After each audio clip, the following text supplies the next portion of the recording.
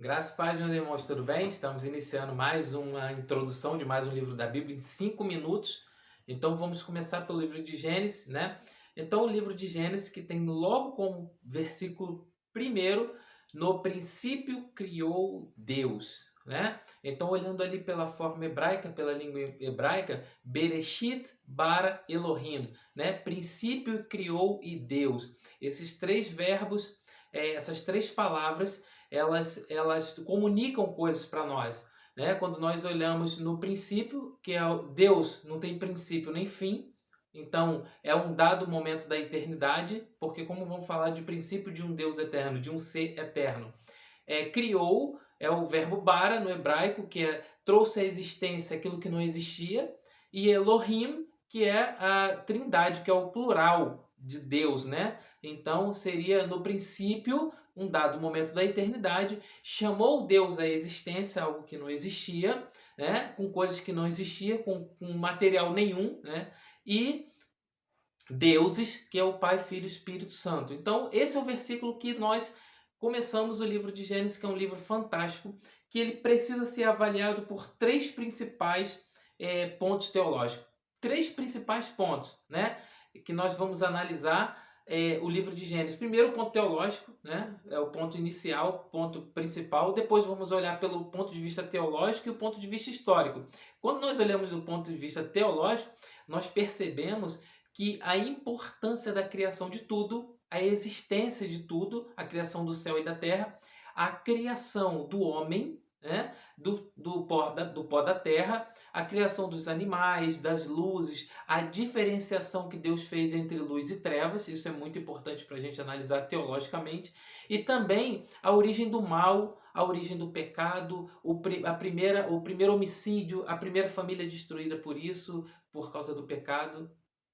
Então, quando nós olhamos o livro de Gênesis, nós primeiro analisamos o ponto teológico, correto? Que traz essas manifestações do homem atingido pelo pecado: amor, ódio, alegria, tristeza, o inserir da palavra morte no calendário dos judeus, né? Se assim podemos dizer, no capítulo 5 de Gênesis, que eles não havia morte, Deus não tinha criado o homem para morrer, e sim para viver eternamente. Mostra o intento do diabo em querer fazer com que o homem peque, o intento do diabo fazer com que o homem seja destruído. Esses aspectos teológicos são importantíssimos.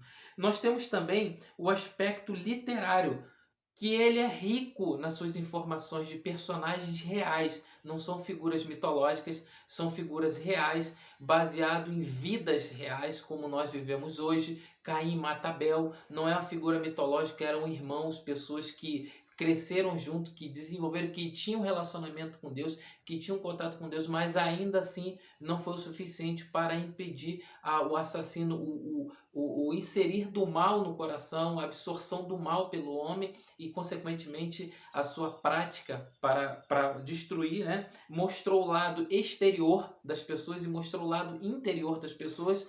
Quando Deus identifica em Caim por que todo seu semblante descaiu, Deus analisando o interior do homem, certo? E temos também o lado histórico. O lado histórico ele é fantástico, porque ele relata a história de pessoas e de homens, né? A história de Abraão, a história de Isaac, a história de Jacó, a história de José, certo? Nós vimos no capítulo 47, quando José se torna governador do Egito, nós vimos como que os faraós dominaram o mundo da época praticamente, né?